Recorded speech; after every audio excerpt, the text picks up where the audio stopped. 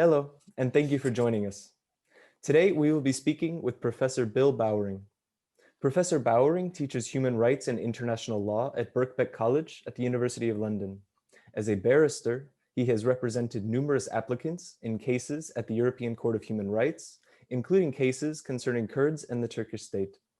He is a founder and board member of the European Human Rights Advocacy Center and the president of the European Lawyers for Democracy and Human Rights.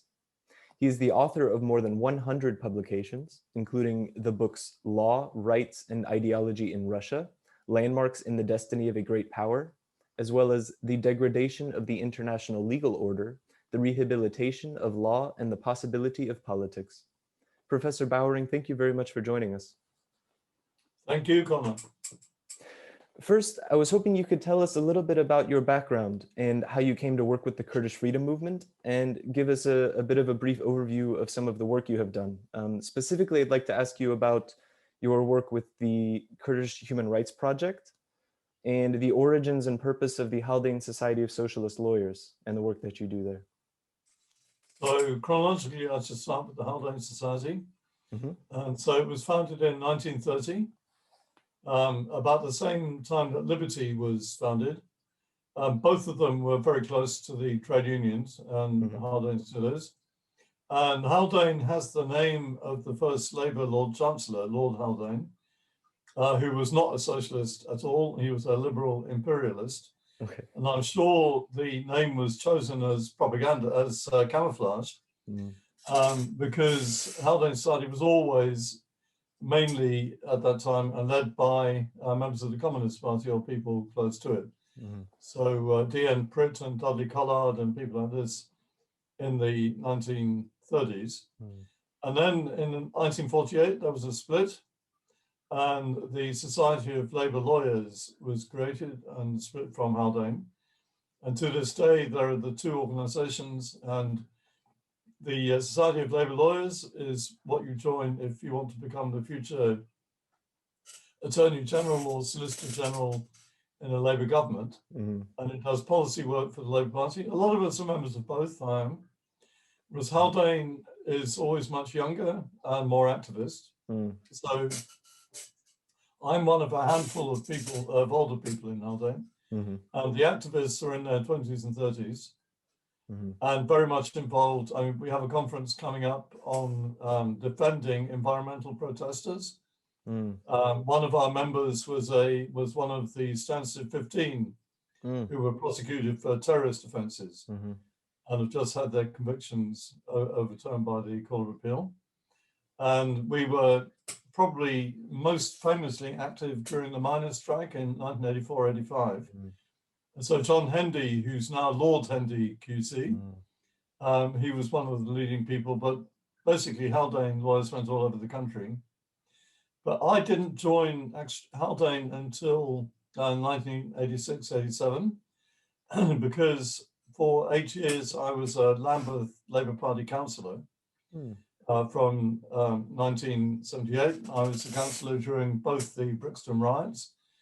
And at that time, I was mainly involved with squatters, and I became a barrister in 1974.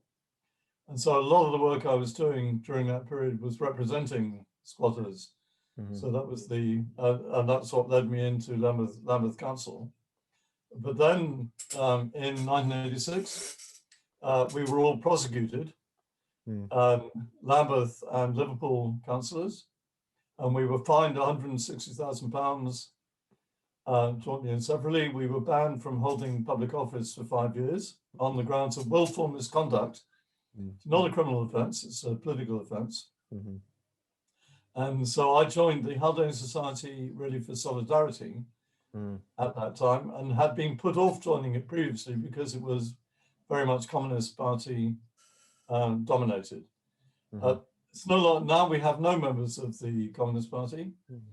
We have one Trotskyist who's a member of the Socialist Party, whereas previously we would have had quite a few of both. And most of the young people have never been members of a group but they've been drawn in. We recruit in particular because we organise monitors for demonstrations. and that kind of thing, legal monitors. And we train them, and that's how we get the younger people involved. We're now also very active with the Legal Sector Workers United, which is part of the United Voices of the World Union, which organizes the gig economy. And so that is very much also a focus, and we have people. But we're also, for example, we've just had 3 young people down at the Legal Center Lesbos working with the migrants in Greece, and that was actually founded by one of our members, Carlos Orjuela.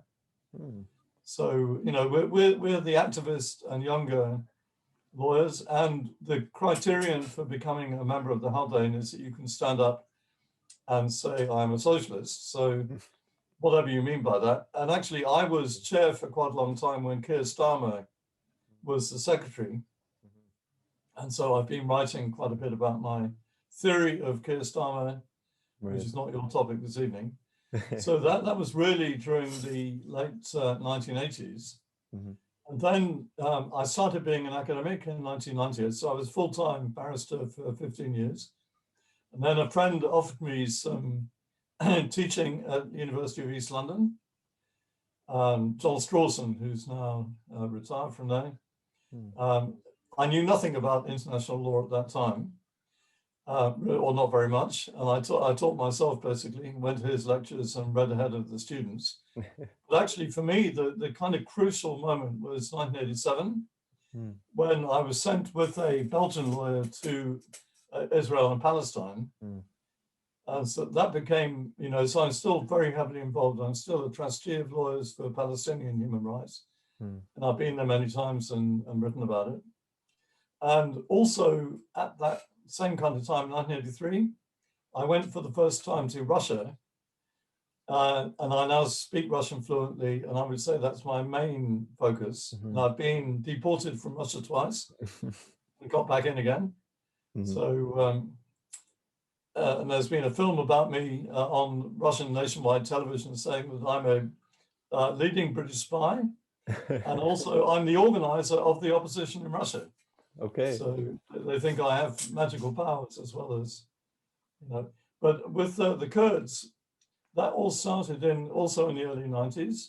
And so I was at the initial meeting of Kurdish, what turned into Kurdish Human Rights Project, with Kevin Boyle, who's dead now, sadly. But Kevin was a professor at Essex, and I got a job at Essex in 1996, in point of fact, largely through Kevin. But before that, Kevin had been in Diyarbakir doing training for the human rights people there. And they said to him, why don't you get money to set up a support organization in UK? And so that's what Kevin did. And actually Karim Yildiz, who's still very much around, but with a different hat. So Karim, who had been a student of Kevin's on the Masters in Human Rights at Essex, being taught by Kevin and Francois Sampson, who's still alive. And so Karim was appointed the first director. Louise Christian was on the board, and a number of people of this kind. So I actually started drafting pro bono, of course, applications to the European Court of Human Rights at about that time. And of course, because it's not the fastest court, the cases which I started in the 1990s went on until the early 2000s. And the famous cases are EHRAC against Turkey about village destruction, the disappearance of 2 sons of an elderly shepherd, and that's quite an interesting case. Aktaş against Turkey, which is somebody who died in police custody. And the biggest case really was Özgür Gündem against Turkey, where I represented the Turkish Kurdish newspaper, which was forced to close after every issue was prosecuted for terrorism. And the 8 journalists were murdered, and the building was blown up. And the terrorism was using the word Kurd and Kurdish, even though it was, of course, a Kurdish Turkish newspaper, Daily Birkbeck. But to use the words Kurd and Kurdish was considered by Turkey to be separatism, which is terrorism. Sure. So you get a flavor of, and at one of the hearings in front of the European Court of Human Rights, the Turkish government representative turned towards me and said, "Your Excellencies, I have very sadly to tell you that Professor Bowring is a terrorist. He is a member of the PKK." So the judges looked a bit surprised. So you're both in the PKK and organizing the Russian opposition. That's well, I mean, that's a different thing. But I mean, that's because, I mean, it's an awful thing in Turkey. So a lot of my friends and colleagues are now in prison or being prosecuted because the European Lawyers for Democracy and Human Rights, which you mentioned, also is from that same period. And our two largest organizations are CHD, which is the Progressive Lawyers in Turkey, and EHRAC, which is basically Kurdish lawyers. So they are members of the ELDH. And so a lot of what we're doing is trial observation, supporting our members. We're setting up a day every year now to remember Ebru Timtik, who died in prison. So that's going to be an International Fair Trial Day every year, starting this year. So, you know, things go on. But basically, I was doing a lot of work at the European Court of Human Rights on behalf of Kurdish clients. And you probably know that KHRP vanished from one day to the next. It was wound up by Karim Yildiz, who decided to do other things. And actually, the members of the advisory board weren't told. But also at that time, Russia joined the Council of Europe in 1996 and ratified the European Convention in 1998. And in 2000, I got €1 million from the European Commission to set up the European Human Rights Advocacy Center. So I'm still taking cases against Russia. Okay. I won a Chechen. And so what goes very well together in my mind is that although the European Convention on Human Rights is an 18th century document, it is the Déclaration des droits de l'homme et du citoyen of 1789, more or less word for word. But actually, it has a kind of revolutionary content from 1789. And so I've had the great pleasure and privilege of representing peoples, even though peoples don't have a place in the European Convention. Because most of my work has been representing Kurds, and then from 2000 on representing Chechens against Russia. And what is very interesting is in every case, I've tried to argue that this is discrimination against an ethnic national group under Article 14 of the Convention, and the court won't have it. So the court each time finds a violation under right to life or right not to be tortured or fair trial or freedom of expression, as in Özgürlüğüm, but won't take the next step and say that the reason for this is clearly because the government concerned, Turkey or Russia, has decided that the Kurds or the Chechens are terrorists. So it's a long answer to a short question. But anyway, so I mean, I had to tell it like that because but so I first got involved in this kind of stuff, and my eyes were open to the interests of international law and human rights and law of armed conflict by being in Palestine. Yeah, absolutely. And you touched on it a little bit in the answer that you gave, but I'm wondering if you could say a little bit more about the relationship between your legal work, or I suppose work as an academic as well as a practicing barrister, and your political activism. So how did that dynamic, how did they influence one another and shape one another for you? So I've been a member of the Labour Party since I was 16. When I left school and went to work on a tramp ship around West Africa and the east coast of the States. And I stay in the Labour Party because it is a party of the trade unions. You know, it was founded by the trade unions for the self-defense. It's never been a socialist party as such. It's a trade union party. And actually, the trade unions still own it. And that will be a continuing problem for my old friend Keir as time goes on. So, you know, my politics are on that side of things. And I was a Trotskyist for 4 or 5 years. And And I was full-time in the WRP for a short period in the early 70s, which I would say was the high point of the class struggle in Britain, what was in the early 70s. And class struggle is still very much with us, but it's in a different form. So that's why I'm so excited by the 2 new gig economy unions doing really great things. And I'm very, very pleased that Haldane is in the thick of that. Our new chair, Declan Owens, is a trade union lawyer, working up until now in the TUC. He's from Northern Ireland. He is presently in County Down. And you can only refer to the occupied 6 counties in Declan's presence, you know. So I now make a point of that. He's very, very clear. And so we share a lot of feelings about the British Empire and about the nature of the British state. And I have some wonderful colleagues at Birkbeck. So this is the new book, Empire's Endgame, Racism in the British State. Okay. And Kojo Karam and Nadine Al-Anani are my colleagues as lecturers at Birkbeck.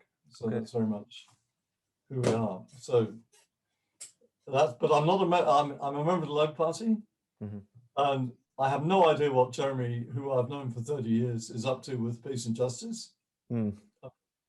Really, I don't know. But there's a lot of us, actually, so I'm not the only one by any means. Sure. And the lovely thing with the European lawyers is that we're totally voluntary. We don't have premises, we don't employ anyone. We meet every month online, and we're in 21 countries in Europe. And we have the European Lawyers for Workers network, and we have associations in Russia and in Ukraine, amongst others. So that I find that very exciting. It is, absolutely. And having the 2 associations in Turkey. Yeah. Cehade goes back quite a long way. Ohade is a bit newer. Ohade is Lawyers for Freedom. And Cehade is the Progressive Lawyers. Okay. I just to stay with this issue for a moment. It seems that your legal and academic work have often been informed by your political. Well, it can't be separated. Absolutely, absolutely. So I want to ask you if there has ever been, have you ever encountered tension between the two? Were they pulling up? Oh, you know, when I was prosecuted by Thatcher, and I got the notice of surcharge, and the intention was clearly to bankrupt us, you know, because she'd done that to the Clay Cross councillors, you know, Dennis Skinner's relatives, who were bankrupted. So that was clearly the intention. And I went to see my then head of chambers, who was the right kind of Tory. I mean, there are good Tories and bad Tories, and he was a good one. And I went to see him, and I said, I'm in a spot of trouble because I'm being done for £160,000. He said, and? And he said, are you being done for dishonesty? I said, no, you know, political stupidity, perhaps. And he said, well, that's in the best tradition of barristers, by the way, because barristers have very frequently been in that kind of position. I mean, since the 15th century, so for a long time. And he said, if you become bankrupt, come back and see me again. Because if you're bankrupt, you can't practice. But we managed to, with the support of the 3 big unions, we managed to avoid being bankrupted. And then we saw some lovely karma at work, which is that we were done by the district auditor on behalf of the government. He quite liked us. And when Thatcher tried to come back for a second bite, he did a deal with us, actually. And then he went after Lady Porter of the Tesco family, who was the head of Westminster City Council, who was done for gerrymandering, you know, for real wrongdoing. And that was shifting Labour voting tenants out of council housing and putting Tory voting tenants, and she was done for millions. Right.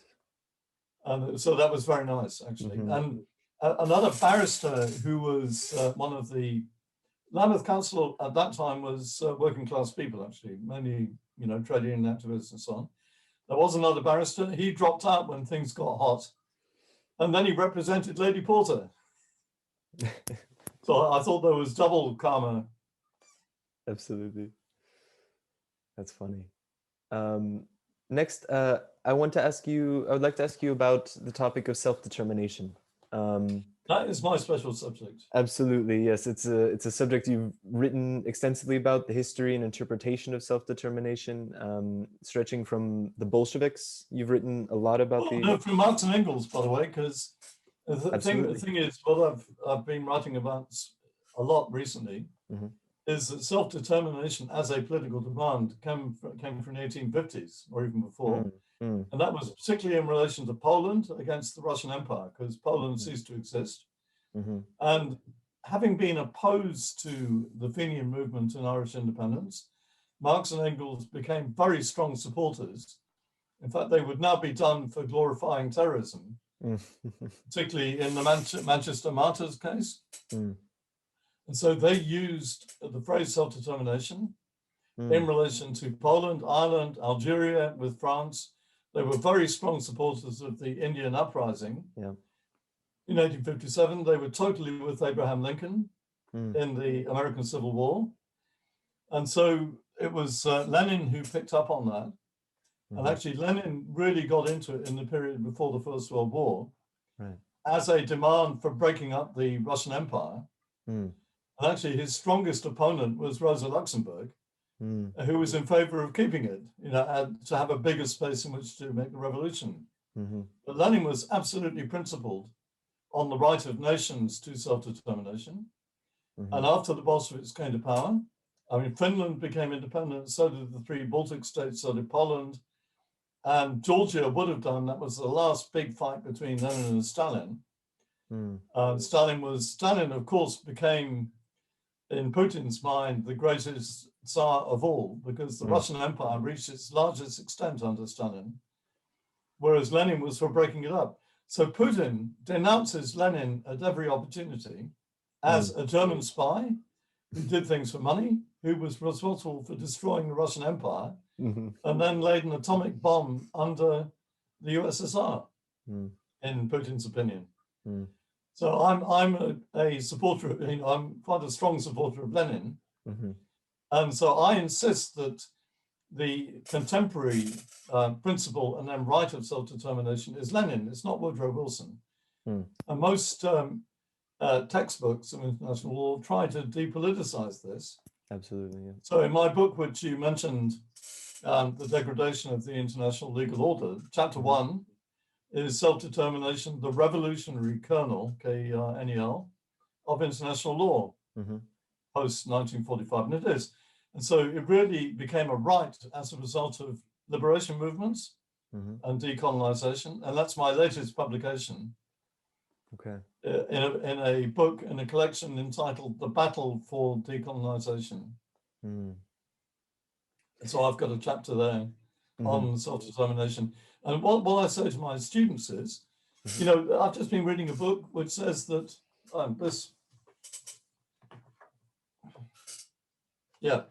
So here's a book that came out very recently. Yes, I'm called World Making After Empire, Rise and Fall, and she writes very well.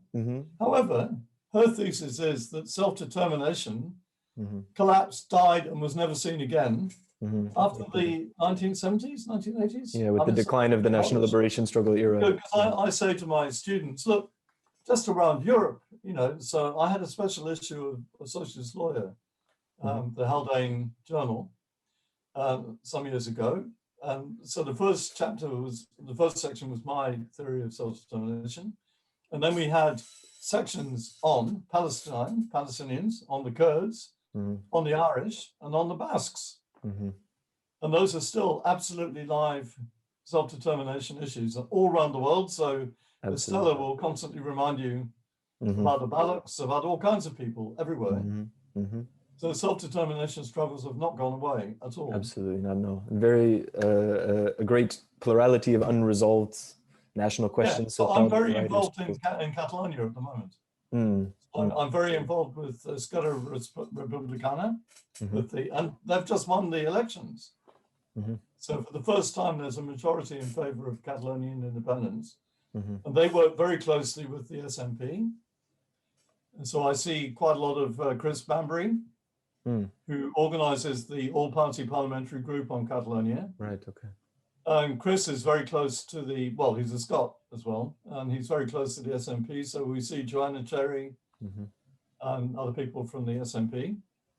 And then I've done a lot of work on, for example, the ethnic Russians in Latvia and Estonia.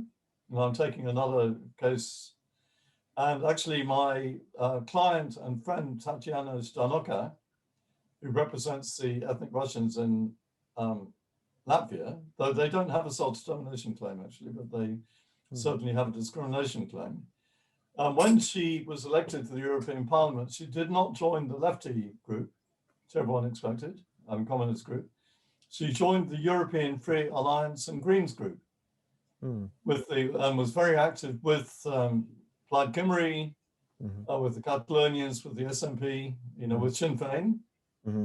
So I'm so happy that Mary Lou MacDonald became the leader of Sinn Féin, because I saw a lot of her in the European Parliament before, so all over. Yeah. So but the main things I'm involved with are Turkey still, obviously, and Palestine and Russia. And it's a very promising sign, in my view, that these groups and leaders from these different areas are coming to make connections with one another, whether it be from Catalonia to Ireland. Oh, of course they are. Yeah. Yeah, absolutely. So, and actually, the internet helps a lot with that. Because we used to have our executive meetings in a different European city every month or so, which is expensive, and and now we have a lot more people getting together online. And with the ELDH works very closely with the International Association of Democratic Lawyers, which I've been involved with for many years. It's more than 90 countries. And the biggest sections are in the United States and Vietnam, in South Africa, several African countries. There's the Association of American Jurists, which is ELDH's equivalent in Latin America.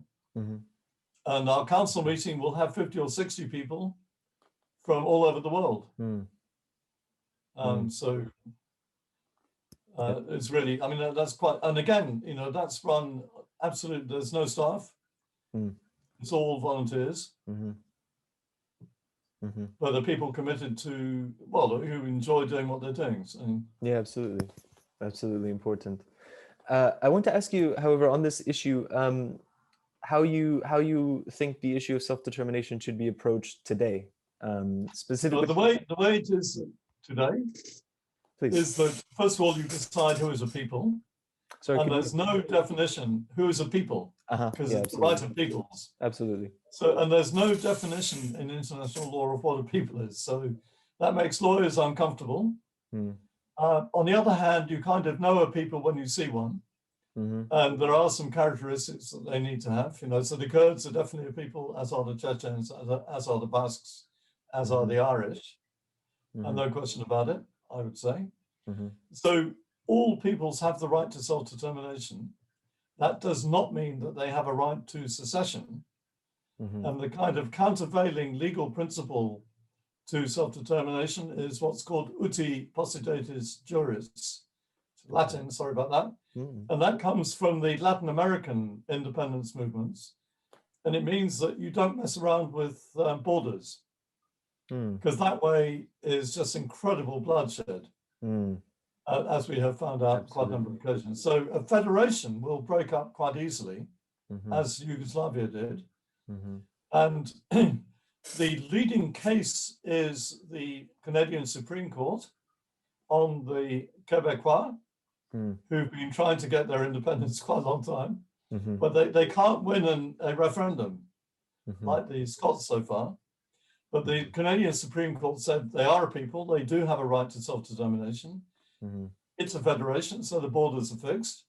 If they can get a majority in a referendum, and they're clearly committed to protecting the rights of the new minorities that there will be in the Francophone Quebec, then they are absolutely.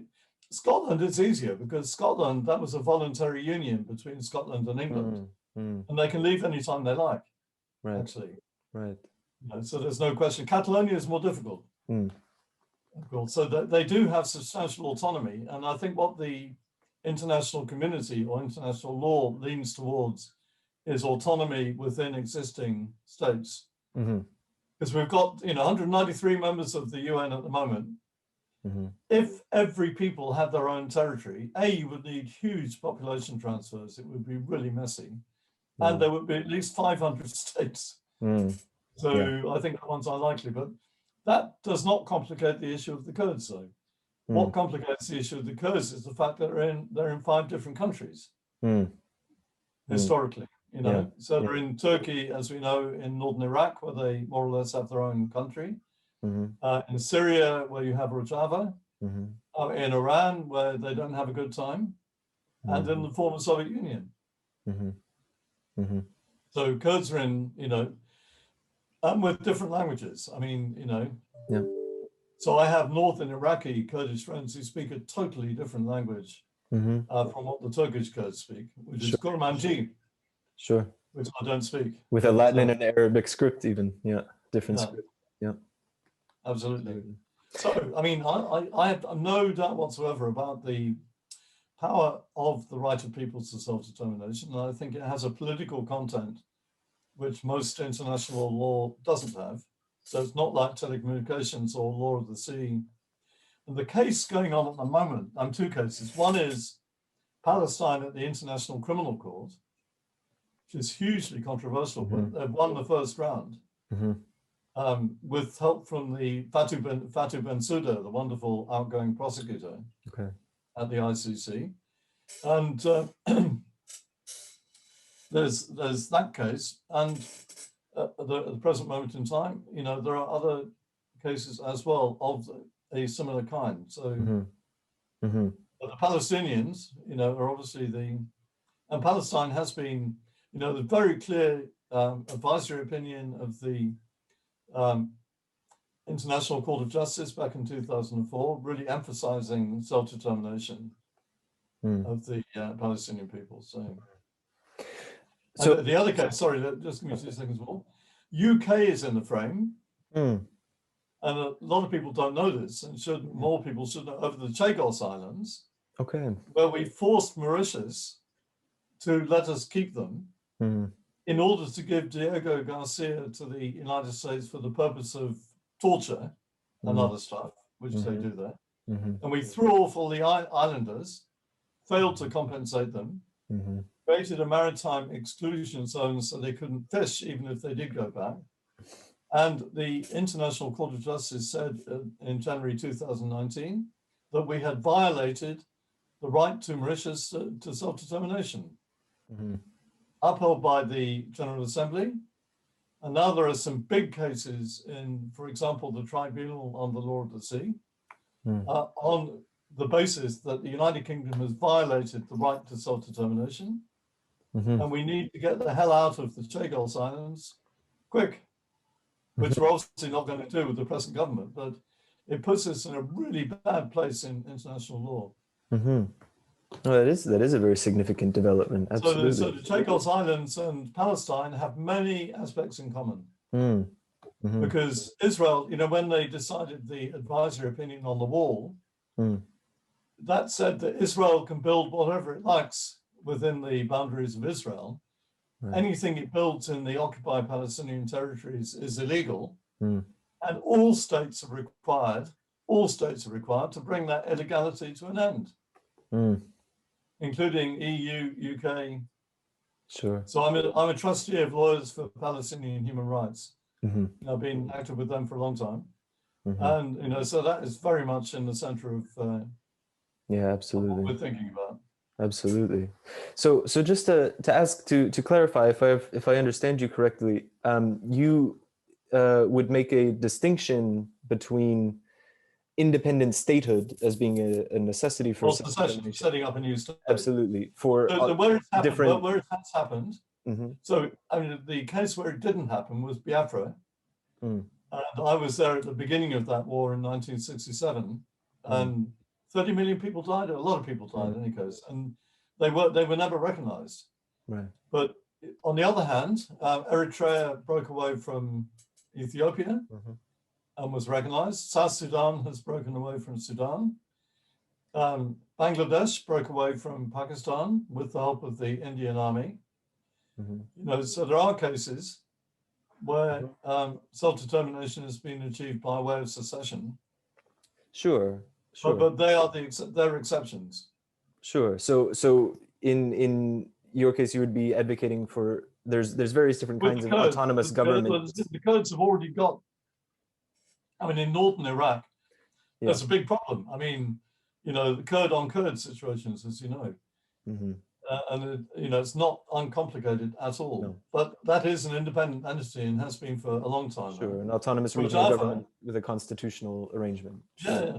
So Rojava, my anarchist friends, look to Rojava as being, the model kind of anarchist, feminist construction, and they're in huge peril, of course, thanks to Russia and Turkey being united. Sure. On the issue of slamming the Kurds in Syria. Sure, and well, you could even say the whole world at this point, it's unclear. The U.S. has their own aims, but it's a very complicated situation in Syria. But the U.S. is also in danger of breaking up, by the way, and I think in many ways you see it has already started, because California has less and less to do with the Midwest or Washington. Yes. And even New England, acts as if it were an independent country. Absolutely. And Texas, of course, says it is an independent country. Yeah, it is. I'm from California myself, actually, and there's a number of different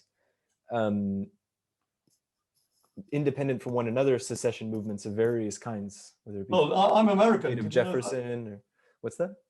I'm American. I did not know that. No. Because my mother, I don't sound it because I was born in England. But my mother was Dutch American. Okay. And her family name was Schuyler, and that's my second name. And so if you've seen the musical Hamilton, the third song is the Schuyler Sisters.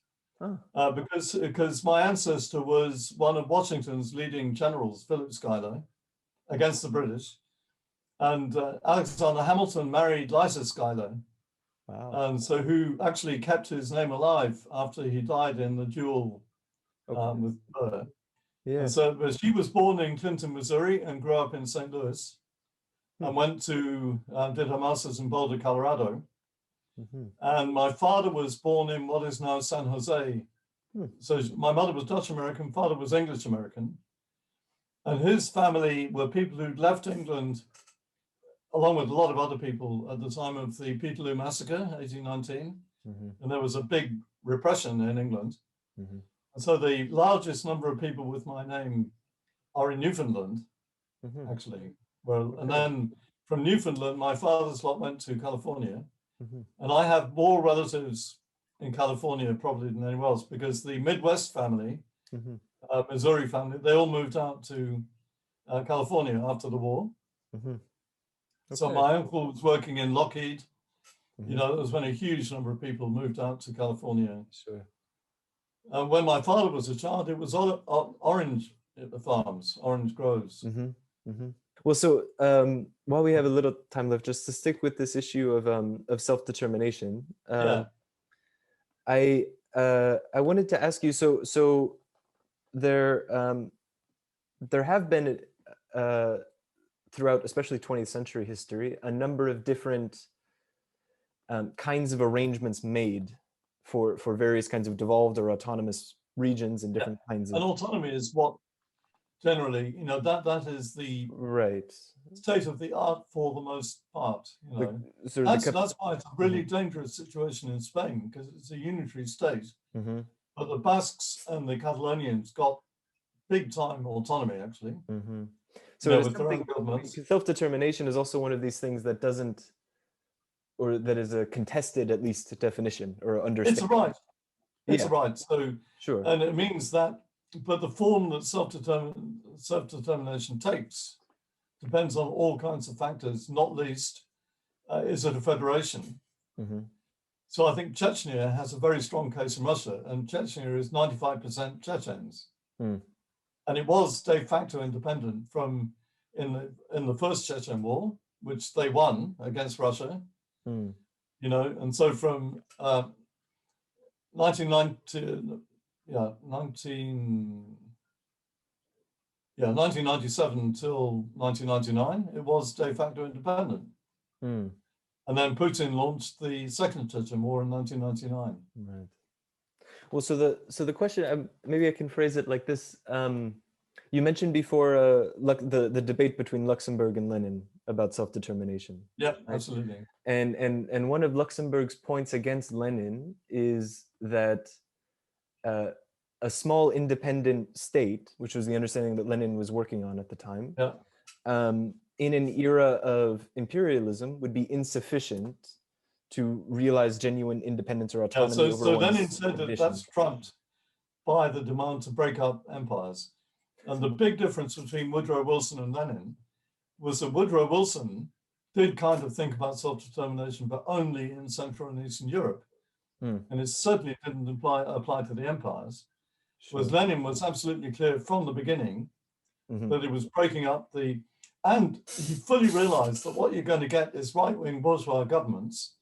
So in the three Baltic states, which became independent in 1919, they all had right-wing. But I think Stalin committed horrific. First of all, people forget in the Stalin-Hitler Pact, which lasted for 2 years, Stalin got half of Poland and the three Baltic states illegally. So they were illegally occupied by the Soviet Union at the time of the Stalin-Hitler Pact. Of course, 1942, Hitler invaded the Soviet Union. Soviet Union won. And then the three Baltic states got illegally occupied again, right up until 1991. So, but these were, and even now, the Latvian and Estonian governments are very reactionary. Absolutely, sure. But Lenin says, you know, the reason it trumps keeping the big empires in place, where you might have a broader canvas on which to fight for socialism, is that really is a principal question. And in his argument with Rosa Luxemburg, he mobilized Marx and Engels in his writings. Sure, he did. And in particular, their writings on Ireland and Poland. Yeah, there's a big back and forth about Poland in particular. Yeah, exactly. Well, she was Polish, actually, so absolutely. And I think she's a wonderful, you know, great revolutionary. And of course, the other people, Lenin, and the only issue on which Lenin, Trotsky, and Stalin were united was on the question of whether there should be national cultural autonomy, non-territorial autonomy in the Russian Empire. And actually, the people who put that forward were Otto Bauer and Karl Renner. The Austro-Marxist in the context of the Austro-Hungarian Empire. And their idea was that was how to keep the empire together while giving, and actually the irony is that in Russia in 1996, Boris Yeltsin actually reversed all those years of history, adopted national cultural autonomy, and now there are national cultural autonomies all over Russia. And I had a bizarre experience in Moscow years ago, where I met up with some Kurds in Moscow, and they said, would you like to come and meet the president? And I said, President Yeltsin? I said, no, our president. Because they had a national cultural autonomy in Russia of Kurds, you know, very active, not just cultural issues. And of course, they had a president. And for the Jews in Russia, really important. And for the Roma in Russia, also very important, because they don't have a defined territory. So they have national cultural autonomy on the model of Bauer and Renner. So the final, the sort of closing question on this issue that I wanted to ask you is that do you think that that the current legal frameworks and channels are sufficient to realize this promise, this content of self-determination? Anyone who says that lawyers are the vanguard, you know, there's a problem I have with some members of the Jihad in Turkey. And they really do seem to think that lawyers are the revolutionary vanguard. So sorry about that. You know, actually, it's the people it's the working class, as a matter of fact, not lawyers. And so my line is that lawyers are technicians. And we're good or, you know, we're competent technicians or not competent. And there are things you can do with law sometimes, like there are things you can do with plumbing or construction, if you're skilled in that. And I think it is worth taking cases to the European Court of Human Rights or the International Court of Justice. And I think it makes a difference, but it doesn't resolve anything. And how could it, Sure, because it's the basis. And I think that was Lenin. Lenin was trained as a lawyer, and he actually practiced for not a very long time before deciding there were better things he could do, with his energy. Sure. So finally, I wanted to ask you about the Kurdish movement, and how you mentioned it a bit before, but how you evaluate and view the project of democratic confederalism, most notably being developed in Rojava, and specifically on this, what you make of its attempt or its claim to realizing self-determination outside of a nation-state framework. Yeah, I'm very dubious. I really am. And I don't agree with Öcalan, because Öcalan, he thinks he's found a third way kind of thing. He's very serious about it. Of course, there's this whole book. And I think in Rojava, they are trying to put Öcalan's theories into practice. Personally, I don't think it works. I don't think it works. Could I ask you to elaborate? On the other hand, I've met one of our missions to Turkey. I met Öcalan's brother and his lawyer. We didn't go to İmralı, but we were. This was Mehmet, or we were looking at very closely. At what was this, Osman or Mehmet, or at what point? I forget which. A brother. Yeah, sure. Öcalan. Anyway, sure. And so I think the HDP is really important, by the way, as a matter of fact. And, and it's not a Kurdish party, it's a left progressive and Kurdish party. And I think it's really important. Absolutely. I think in Turkey, that is how you make progress. Also, another feature of Turkey people don't realize is how strong still the Kemalists are. Yeah. And actually, I think they're quite remarkable. When they had that march from Ankara to Istanbul, so on, I thought good for them, actually. And when they got the mayor of the two big cities, so I think you have to just take that into account. And I think against Erdogan, it's really quite important, I think, as a matter of fact. There's that secular tradition. But then on the other hand, Erdogan's lot they have quite significant votes from the Kurdish community. That they do. And when we were there some years ago, we met the vice chair of Erdogan's party, who was a Kurd. And he says, we are the Kurdish party. I said, no, you're not. But, this is how they present themselves. There's a very major section of Kurdish society that is conservative and religious. And so, Yeah, exactly. And that's what Erdogan draws on. Yeah. So I think with the coup, which may or may not actually have happened, very hard to tell, but certainly that has given the excuse to crack down on everything.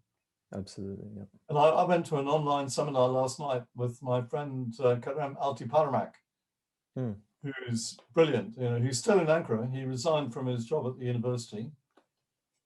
And he's, I think, the best lawyer working on these kind of issues, as a matter of fact. And this was on the wretched commission that was set up to stop people from getting to the European Court of Human Rights. So, there's issues of that kind. So I'm cognizant that we only have. I don't agree with it. I don't agree with it. Sorry. Sure. Well, I have read his work, and I respect him, but frankly, I don't think that's the solution.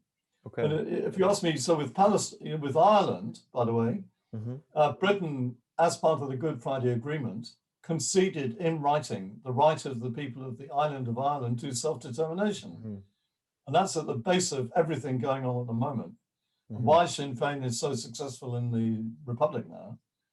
So that's one issue. I think in Palestine, two-state is dead and has been dead for quite a while. And somehow or another, there's going to have to be one state on the territory of Palestine in which Jews, Christians, and Muslims have equal rights, as they did under the Ottoman Empire, by the way. So for quite a long period of time. So I think every territory, has its own. And I think with the Kurds, be specific to conditions. Their tragedy is that they're in 5 different countries. Yeah. even though they're in This contiguous tragedy territory. of Lausanne. Yeah. Well, you know, and all kind, well, like, you know, so the tragedy of Palestine is the Balfour Declaration.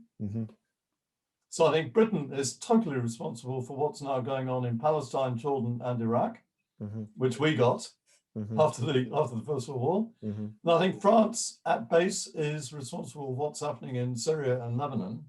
Well, that was the division between the two. France split it up. Yeah. So, and Lausanne, that was a terrible, but I'm not quite sure how it would have worked, you know, because that was a period when Turkey was almost broken up, you know, that the Greek army got to Ankara. And the country, actually, Turkey would not exist now were it not for Kemal Ataturk. Absolutely, in the War of Independence. Yeah, that led, because Lausanne is... Who was not Turkish, by the way, as you know. Ataturk, not Turkish. Yeah, it's funny. So in closing, then we have what in your view, given this peculiar situation of the Kurds, if not the democratic confederalist path, briefly, do you have? You got Turkey. With Turkey, what is so interesting to me now, because I've been involved with the Crimean Tatars, so also since the 90s in quite a big way. So, and there's a huge Crimean Tatar diaspora in Turkey because Crimea has been annexed by Russia twice, in 1873 and in 2014. And so there have been waves of Crimean Tatars seeking refuge in what's now Bulgaria, but in Turkey as well. And what you see now, I think, is that Erdogan has given up on the EU completely. I mean, there's no point. What Erdogan is doing, of course, he's not after refounding the Ottoman Empire as it was. That'd be ridiculous. But I think he's looking in the other direction. And you can see Azerbaijan, which is Turkish, more or less. And Azerbaijan has just done very well in that war. And despite the fact that Russia is now there, but Turkey also looks, my wife is half Tatar. And the Tatars have got their own republic within Russia, which is the most autonomous of all the republics, ethnic republics in Russia. 5.5 million Tatars in Russia. And you have Turkic languages right through Central Asia. So I go to Kazakhstan and places like this, full of Turkish investment. So what you can see is, not for the first time in history, is Turkey pushing along the south coast of the Black Sea and Crimea, of course, and Turkey's got a big interest there, right the way through to Central America and on the territory of the Russian Federation. And I think you will see more. At the moment, Turkey and Russia are united in Syria, but I think there's going to be more and more tension, actually. And I think you're going to see very interesting self-determination movements within Russia. As a matter of fact, will Turkey break up? Well, at the present moment, no. So I think the issue for the Kurds in Turkey, I think since what happened in the war during the 90s, you know, in Southeast Turkey, huge displacement, as you know, massive numbers of over 300 villages destroyed.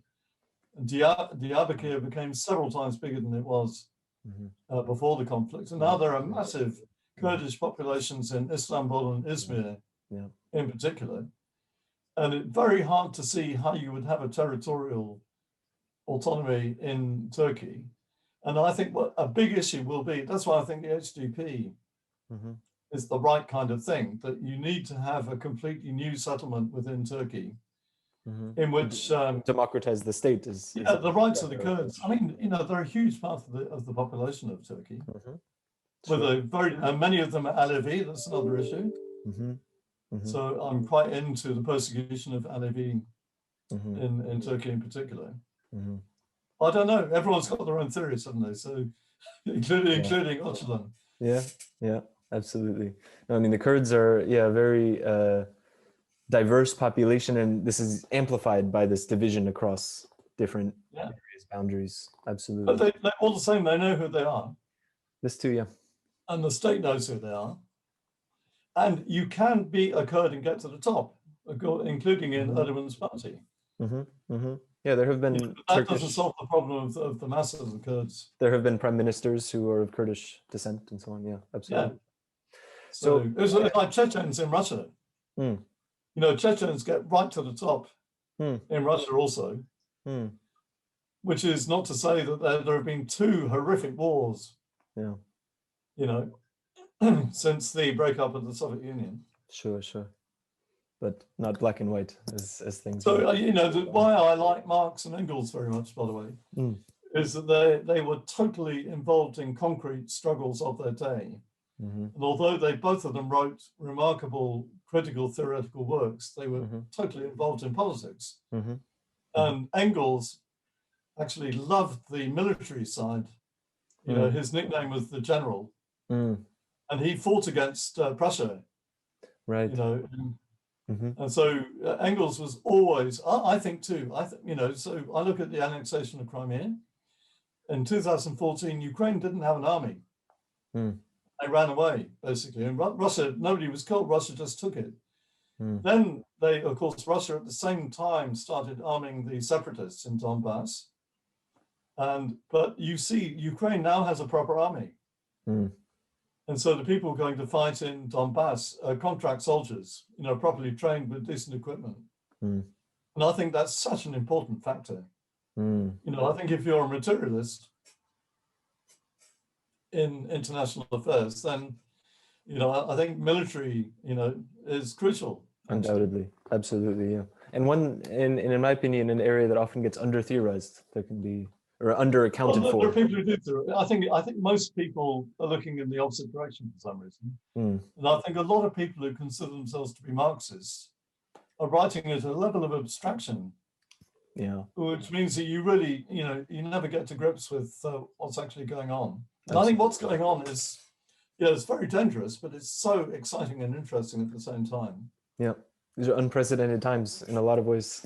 What is it? I mean, it's, you know, I have mixed feelings about the quote. Well, I think the United, you know, as an American, I look at the United States, and I think that one of the effects of Trump is, and I don't think Biden's going to be able to do much about this, is that there's not going to be another civil war, I don't think. But I think the United States is visibly breaking up. I mean, and you were agreeing with me about California, and California now looks Pacific. And they're less and less eager to, you know, the whole system, the way the Senate is elected and so on, it's ridiculous. That's the 18th century. Yeah, the Electoral College, all the rest of it, yeah. Yeah, and, I mean, the way the senators are elected and everything, you know, so it's... And that the because of the position globally that the U.S. has occupied, especially since 1945, the decline of the U.S. is a total geopolitical reshift. Shall I tell you, where the Americans, their biggest defeat since Vietnam was in Syria, because they were backing the Kurds. Then Trump threw the Kurds under a bus, and the Americans are basically out of it. Yep. They there are push three themselves out of the region. Decide what's happening in Syria, which is Turkey, Russia, and Iran. And it's Iran has got the Hezbollah and the militias and so on. But Assad would have got nowhere without Russian air power. And I think the deal done between Turkey and Russia is so dirty. Yeah. Kobani and, you know, all that kind of... Yeah. The Afrin later, yeah. But so this doesn't decide the final outcome, but I think you've got to keep your eye on. Yeah, absolutely. And I think Israel's biggest defeat, I think Israel is in deep shit ever since the invasion of southern Lebanon, where they got, you know, this wonderful intelligence service they thought they had, couldn't tell them what was going on at all. And shall I tell you what's going on in Gaza? If you're interested, please.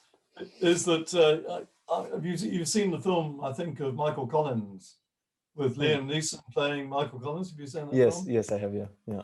And there's in the middle of the film, how he beats the British was he personally goes around Dublin and executes everybody who's thought to be an informer. So he probably got some people who weren't informers, but certainly the British suddenly found they got no information. And the capitulation of the British really came at that point when they knew, you know, despite the whole British Empire, nonetheless, they had lost. And the next scene you see in the film is Michael Collins in uniform seeing the British off. And And, you know, I would say that actually in Gaza, what's going on is that Hamas, you know, for better or for worse, and I don't particularly support them as who they are, but Sure. they have knocked out all of the Israeli informers in Gaza. So Israel no longer has any idea what's going on, actually. And the last couple of times that Israel has tried to invade Gaza, really, they lost a lot of people. And of course, with these, you know, the people in Gaza are amazing. I mean, all these tunnels they build, and their tactic for not only these rockets, which get better, of course, as time goes on, but also the balloons, with the fire balloons, they go out over Israeli territory. And there's a whole, you know, it really is, the thing is people learn, of course, and Hamas are quite well organized. And I think Israel has got a major problem in Gaza in particular. I think in the West Bank, the part of the problem is the extremely corrupt Palestinian leadership. On the other hand, the Palestinian people are amazingly resilient and how they hang on in Jerusalem. Absolutely, yeah. It's very inspiring. So they're very badly led. But then you look at Israel's leadership and you have Bibi, who's going to go to prison one of these days. Definitely. So it seems, yeah. And who is his best mate? It's Orban, who is the most anti-Semitic leader in Europe. So, and I think a lot of intelligent people in Israel look at this with horror. And I think at some point, it's not happening yet, but there will be a link up between the Israeli left and the Arab bloc in the Knesset. That would be seismic. Which I think will be really, I think when I think that will happen. I think Meretz needs better leadership, like a lot of people. And I think if there was a decent leadership in Palestine, things could really change, you know. But then you've got sort of real diehards in Israel. I mean, as you know, a lot of people don't realize the people who live in the settlements are Russians, by and large. Why are they Russians? Because they're people who left the former Soviet Union, who are not even Jewish in most cases. Under the law of return, you can come to Israel if you have a grandparent, you know. So, and they actually wanted to go to the United States, but got stuck in Israel. And so they get subsidized housing in the settlements. But they're totally, I mean, they are the most racist section in Israel. You know, led by the most, well, I mean, not only racist, but that absolutely, totally unpredictable leadership the Russians have. But if you go, I've been in settlements, you know, if you go to Ariel or these kind of places, you see every corner shop is selling pork sausage because, you know, Russians can't live without it in the morning kind of thing. And they've all got satellite dishes to watch the Russian television. Wow, that's interesting. It's a very unstable part of the population. And then you have the conflicts between, you know, the Mizrahi and others, and then between the Ashkenazis and others, you know, so, and quite a big anti-Zionist movement on the kind of very, among the ultra-Orthodox, as you know. There's a big block of anti-Zionists there, and then as well as on the political. I was really amazed, actually. So I've been teaching at Al-Quds University, which is at Abu Dis, which is what the Israelis would like to have as the Palestinian capital, you see. And you see skyscrapers going up in Abu Dis and so on. But it used to be 10 minutes from Al-Quds University to the old city. Now the bloody wall goes right in front of it, and it will take you an hour and a half or 2 hours. Wow! But you know, it's a nice university. And they're training agricultural specialists and medics and that kind of thing. And at the Students' Union when I was there, I was very amazed. PFLP, I didn't think they existed anymore, but there they were, and they were having a week in the Students' Union, and they're obviously still very much around. Hamas was selling their papers outside. Sure. And the Communist Party has not disappeared either, because the Communist Party is still very strong in the refugee camps. Okay. That'd be a very interesting atmosphere. It's much more complicated than... Yeah.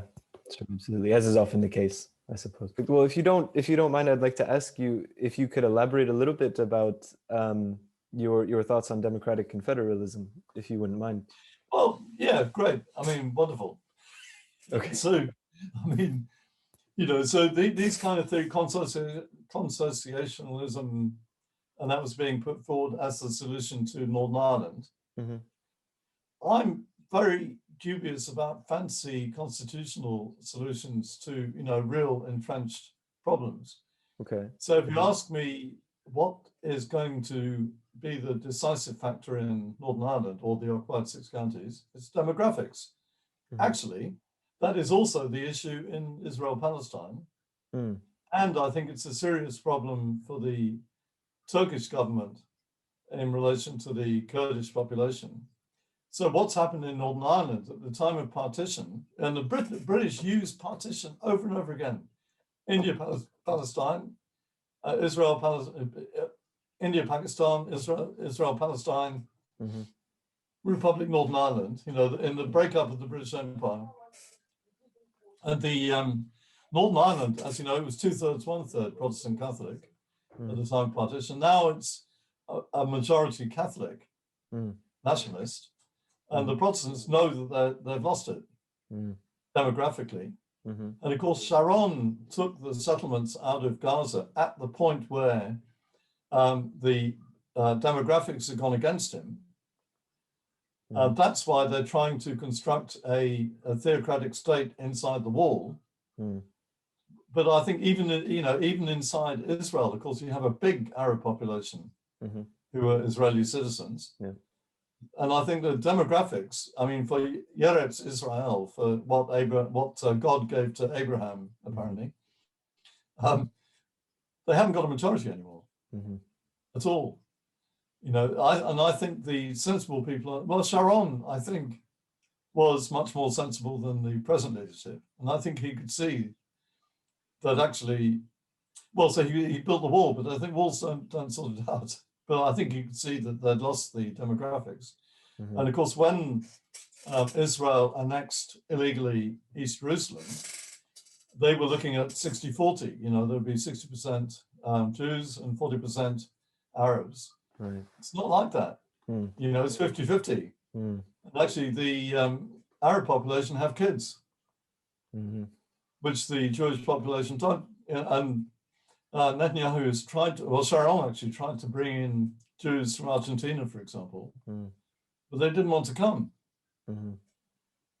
So you've got this big, very unstable Russian population in Israel.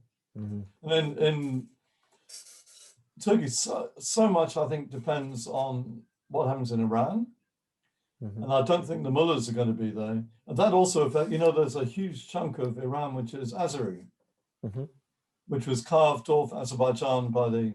So I think there are big conflicts bubbling away or actually on the surface, which are going to be a huge factor in what happens to the Kurds in Turkey. Yeah, no, absolutely. So, and if the Kurds were still all living in southeastern Turkey, okay, you could have an autonomy, but I think the Turks have destroyed that on the, facts on the ground. Same way that the Israelis have destroyed a prospect of 2 states, by apartheid, by these settlements and roads. So, in light of that, what do you make of the experience of the Rojava project that has happened this far? Well, I think it's great, and so you have Anna Chapman, for example, who went to fight with them, and actually her parents are friends of mine, and she's a remarkable young woman, and I think quite a lot of Brits have gone out to fight with the Kurds on that kind of basis. There's been a number of international volunteers from places. Well, she was the she's the one that everyone knows about. She is the previous secretary of the Haldane Society, Stephen Knight, who's become a judge now actually, but he's an anarchist. And he was all for leading a delegation to Rojava. And we had to say, actually, not the best idea. I mean, really, because you stand a high chance of getting kidnapped You know, Yeah, it's a very at the unstable best, you know. situation. So Sure. the question is how you get there, and would they want you there any case? Really, I mean, I Mm-hmm. don't think they would. I think the Kurds actually they did all the heavy lifting against Daesh. Yeah, absolutely. Yeah. And everyone knows that. Yeah. And I think they're still pretty formidable, Mm-hmm. even though they don't have air power. Mm-hmm. Yeah, that's You the know, big. Assad, I think, is a waste of time, but he has got Russian air power. Yeah. Yeah. The Russians couldn't care less about Assad.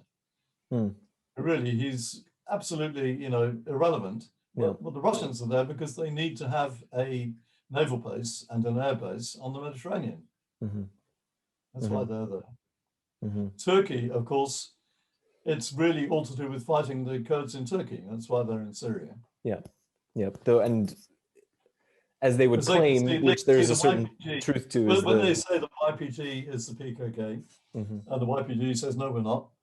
But I mean, they are Kurdish armed forces. So well, and more than that, they profess to follow the ideology of Abdullah Öcalan, which is exactly, yeah. So I say all very good luck to them. Personally, I don't. And I think Öcalan. I'm sorry to say this, but the writings of Öcalan remind me a bit of the writings of Colonel Gaddafi, because I was in Libya at the time of Lockerbie a couple of times, and actually it was a very decent place under Gaddafi, it was, and he was a bit mad, or more than a bit mad, but I've got his green book, you know, with the Third Way, and there are certain parallels, things no in doubt, common, no doubt, between the green book and Öcalan. A different, which is not to say that's a reason it's no good. No, absolutely, yeah. I'm a Marxist, you see, so I don't actually think that you can. I don't think there's a kind of magic third way, and I think Marx's diagnosis was correct, and we're still under capitalism. That's how it is. Yeah, sure, no, absolutely. I mean, I suppose. Well, I certainly agree with you on the magical point. Whether or not. I think I think it's very inspiring, and I think what they're trying to do, what they have been trying to do in Rojava, is amazing, and you absolutely need that kind of experiment. And maybe it will work. You know, who knows? Yeah, and I think experimentation of such kind is good. There's no need for a one size fits all solution. And something I think often we've been discussing every situation. Absolutely, that everything it's so specific to conditions. There's something, especially following on from the. And I think the history, you know, I don't understand anything without the history. Following on from the historical materialist perspective, things are. So I think the history and all that. That's why I think the armed forces and demographics. No doubt. You know, people say, "Oh, you're trying to get everything from industry." No, I'm not. But I'm saying that you're a materialist. So you look at what are the actual factors, and when you look at Marx's journalism, a lot of which Engels wrote, for him, which was nearly every day in the American papers. Yep. His take on what was going on, of course, was theoretically based. But when they say you have the superstructure and the base and the superstructure and all this, I think that's not what historical materialism is actually about. No, I mean, well, there's, obviously this, since Marx, there has been a very rich tradition of tendencies and infighting and these kind of things. So Marx changed his mind all the time. By the way, Marx, each edition of Capital, he intended to write 5 books, and the 5th one would have been on the state. Yeah. But as it is, he wrote only the first one, and he rewrote it. Well, there's 3 French editions, and I've got downstairs the German edition. Lots of different, and he was constantly changing his mind, and he was always beavering away in the British Library, wherever it was, with the empirical material. Yeah. Which you find, I mean, Capital is absolutely stuffed full of real life. Absolutely, yeah. A lot of in-depth historical work, and the same thing with Lenin, by the way, is that so Lenin, when the Social Democrats decided to support the war in 1914, that was a huge blow to him, because he really had a lot of faith in the German Social Democrats. But what did he do? So he didn't commit suicide or run away. He went into the library in Geneva and studied Hegel. Exactly, the logic of Hegel. But very thoroughly. Absolutely, yeah. Yeah, which I think is, and therefore, when he got back to Russia, he'd already got, what he got was, of course, what was really going on, but on a theoretical basis that, I mean, the main aspect of that was you don't have a fixed theory of exactly what's going to happen. It's a method of approach. Yeah, absolutely.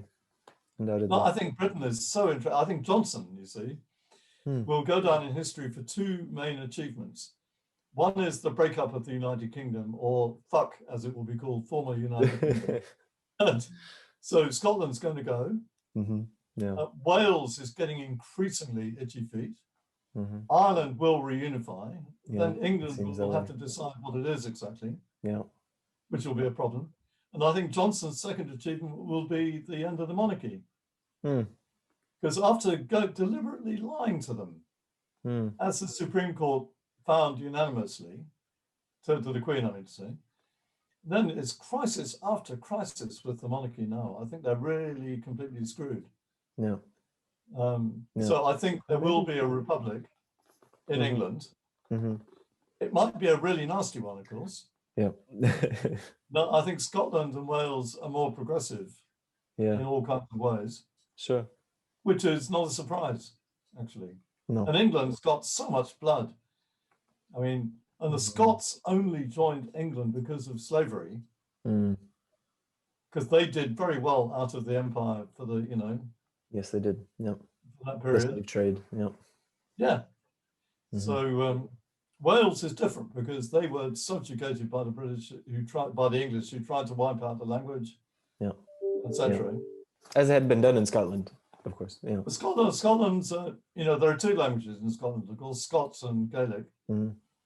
And Scotland was an independent kingdom and kept a lot of, you know, kept its own education system, legal system when it joined with England. And my wife was amazed that you are in Edinburgh. She came up with me, we went on the overnight train because I had a seminar at the university. And as you know, the old bit of the university, you had to go across the Royal Mile. There's the, you know, Holyrood at one end and the castle at the other end.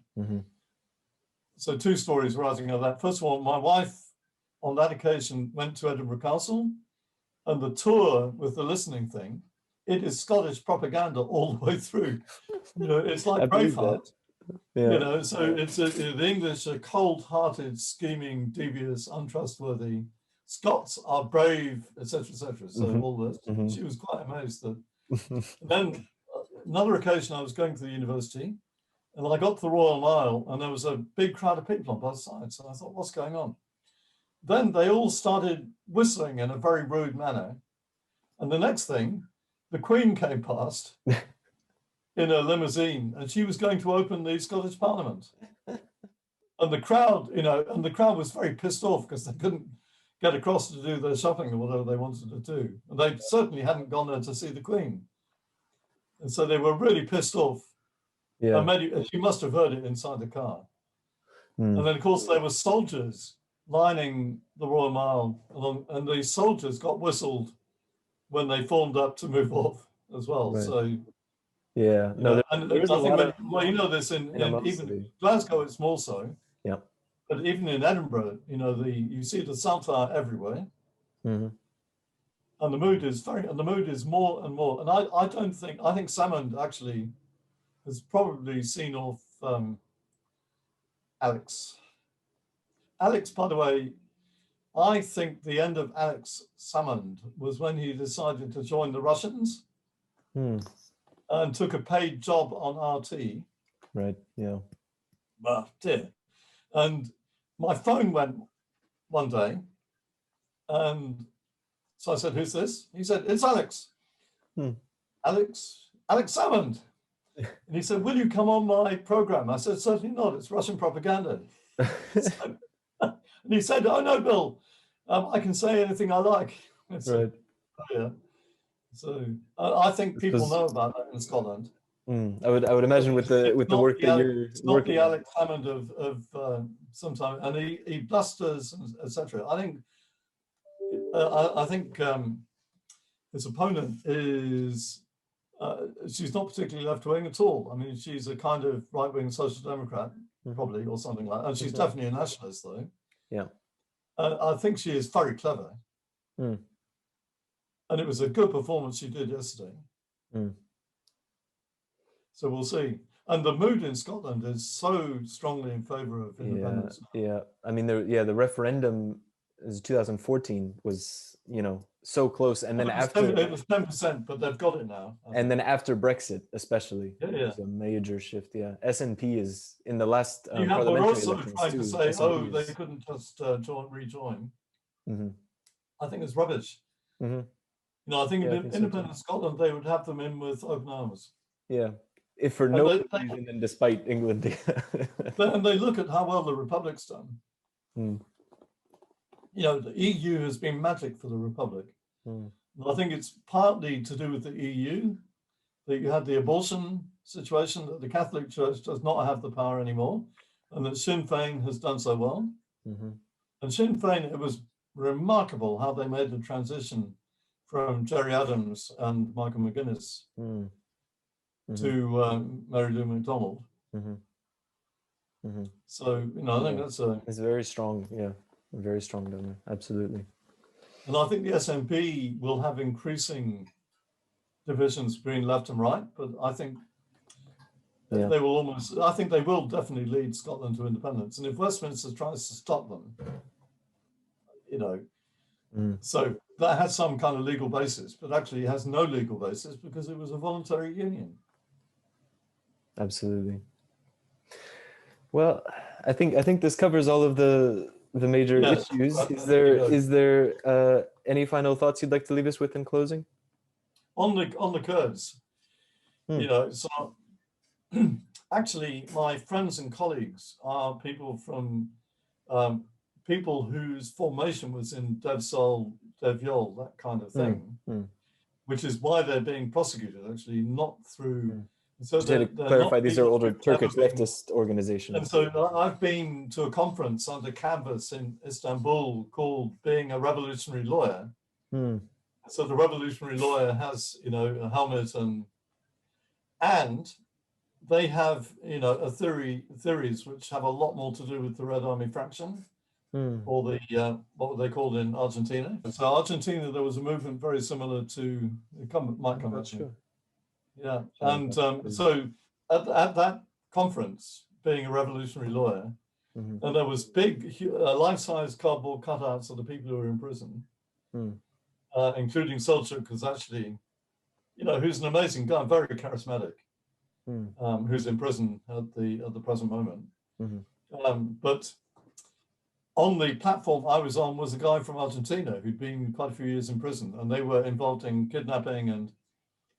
So I'm afraid to say I part company with, so I think if you're being occupied, or if you actually have an actual fascist government, then you, of course, have a right to resist.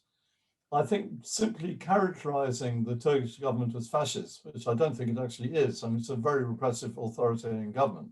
Of course, the moment you characterize it as fascist, then everything is permitted.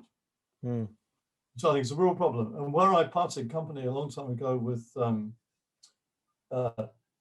Sinn Féin to an extent, and with Heri Batasuna in the Basque Country, was over armed struggle targeting civilians. And I think armed struggle targeting the occupation forces, that's one thing. And I think resisting Franco, definitely, of course, and they did. But I think then targeting civilians is just such a bad move. Personally, sure.